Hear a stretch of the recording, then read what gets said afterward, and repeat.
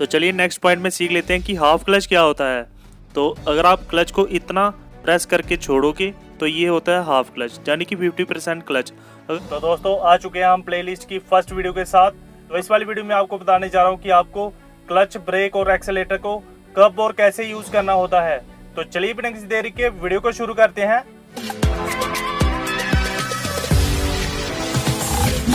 तो दोस्तों पहले सीट एडजस्टमेंट सीख लेते हैं। आपको इसको ऊपर की ओर करना है, ये आगे और पीछे की ओर कुछ इस तरह से जाएगी। और इसी के साथ आपको यहाँ पर ये क्लिप दिया गया होता है जिससे आप रिक्लाइन कंट्रोल कर सकते हैं।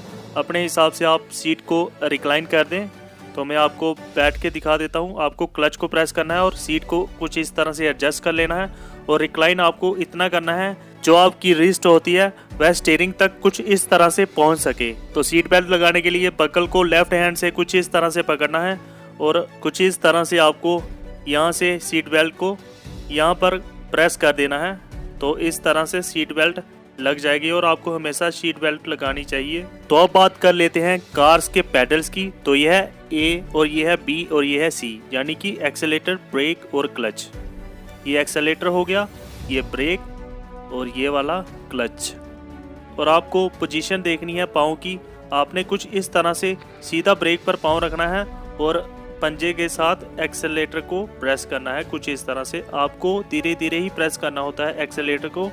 अगर आप चढ़ाई पर चढ़ रहे हैं तब आप इसको फुल प्रेस कर सकते हैं, नहीं तो आपको इसको धीरे धीरे ही प्रेस करना होता है।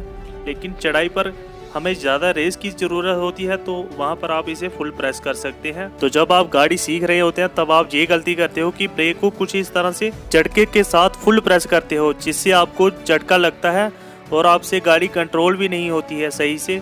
तो आपको ब्रेक को धीरे धीरे प्रेस करना होता है। और क्लच की बात की जाए तो क्लच को आपको इस तरह से नहीं प्रेस करना होता। आपको किसी भी पेडल को फुल पाँव के साथ प्रेस नहीं करना होता। आपको एडी को इस तरह से लगाना होता है नीचे और पंजे से आपको पेडल्स को कंट्रोल करना चाहिए। तो मैंने एडी को नीचे लगाया है और क्लच को इस तरह से प्रेस कर दिया है पंजे से। और जब मैं रिलीज कर रहा हूँ तब भी मैं एडी को नहीं उठा रहा हूँ और आपको भी नहीं उठाना है। आपको इस चीज़ की प्रैक्टिस कर लेनी है। तो गाड़ी चलाने से पहले खड़ी गाड़ी में इन चीज़ों की आप प्रैक्टिस कर लीजिए। और जब भी आप गाड़ी का गियर लगा रहे हो तो क्लच को प्रेस करके जैसे ही गियर लगाया आपको क्लच को छोड़ना है, फिर आपको रेस को देना है। और जब भी आप गियर लगा रहे हो तो आपको रेस में से पाँव हटा देना है क्लच को प्रेस करके। जैसे ही गियर लग जाए तो क्लच को रिलीज करते कुछ इस तरह से रेस को देना है, जैसे मैं अभी कर रहा हूँ। क्लच को दबाया, गियर को लगाया और रेस को दिया। फिर से रेस में से पाँव हटाया, क्लच को प्रेस करके गियर लगाया और फिर रेस को दिया। तो चलिए नेक्स्ट पॉइंट में सीख लेते हैं कि हाफ क्लच क्या होता है। तो अगर आप क्लच को इतना प्रेस करके छोड़ोगे तो ये होता है हाफ क्लच, यानी कि 50% क्लच। अगर फर्स्ट गियर में गाड़ी है और आप क्लच को हाफ रिलीज करते हो तो गाड़ी आगे की ओर मूव करना शुरू हो जाएगी। तो अब सीख लेते हैं कि फर्स्ट गियर में गाड़ी उठानी कैसे होती है। तो आपको क्लच को प्रेस करके फर्स्ट गियर लगा देना है और फुट पेडल वाली ब्रेक को दबाए रखना है अभी। और इससे पहले मैं आपको हैंड ब्रेक के बारे में बता देता हूँ।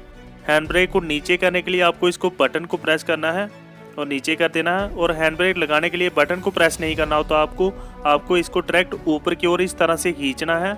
तो ये हैंड ब्रेक लग गई है।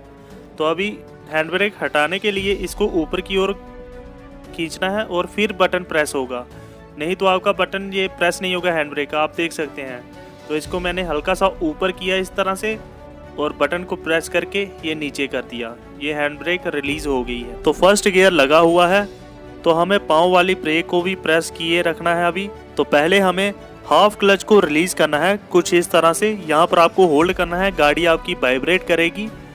तो जैसे ही गाड़ी वाइब्रेट करे तो आपको ब्रेक में से पाँव हटाना है और क्लच को धीरे धीरे रिलीज करना है। तो आपकी गाड़ी आगे की ओर मूव करना शुरू हो जाएगी और आपको फिर से गाड़ी को रोक देना है क्लच को फुल प्रेस करके और गाड़ी को फिर से हाफ क्लच पे उठाना है। ब्रेक में से पाँव हटाना है फिर से आपको। जैसे ही गाड़ी चलने लगे तो फिर से आपको क्लच को फुल प्रेस कर देना है और गाड़ी को रोक लेना है, जैसे अभी मैं करूँगा।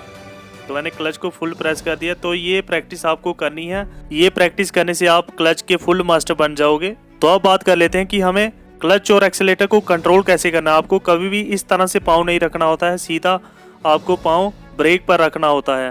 आपको कभी भी एक्सेलेरेटर पर सीधा पाँव नहीं रखना होता है। अगर आप इमरजेंसी में ब्रेक लगाना चाहोगे तो अगर आपका ब्रेक पर पाँव होगा तो सीधा ब्रेक ही लगेगा, अगर आपका एक्सेलेरेटर पे पाँव होगा तो इमरजेंसी में आपका सीधा एक्सेलेरेटर पे पाँव जाएगा, कुछ इस तरह से, तो जिससे दुर्घटना हो सकती है। तो आपको हमेशा पाँव आपका सीधा ब्रेक पर होना चाहिए, कुछ इस तरह से।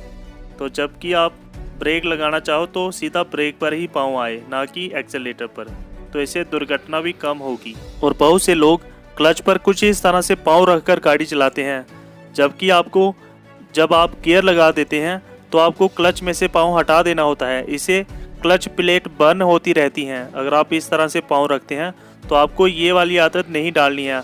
आपको जब आप क्लच का यूज़ नहीं कर रहे हैं तो आपको क्लच में से पाँव हटा देना है, आपको अननेसेसरी क्लच पर पाँव नहीं रखना है। जैसे ही आप ज़्यादा देर रुकना चाहते हो तो क्लच में से पाँव हटाकर पहले गाड़ी को न्यूट्रल कर दें।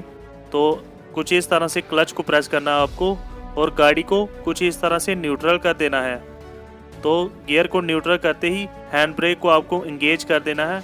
तो हैंड ब्रेक लगाने का मैंने आपको तरीका बताया है, इसको सीधा ऊपर की ओर खींचना है और क्लच को रिलीज कर देना कुछ इस तरह से, इससे आपकी गाड़ी की क्लच प्लेट सेफ रहेगी। तो दोस्तों, प्लेलिस्ट की फर्स्ट वीडियो में आपको पेडल्स के बारे में ही नॉलेज देनी थी। तो होप आज का वीडियो आपको पसंद आया। तो अगर वीडियो पसंद आया तो वीडियो को लाइक एंड शेयर करें और ऐसी वीडियोस के लिए हमारे चैनल को सब्सक्राइब करें।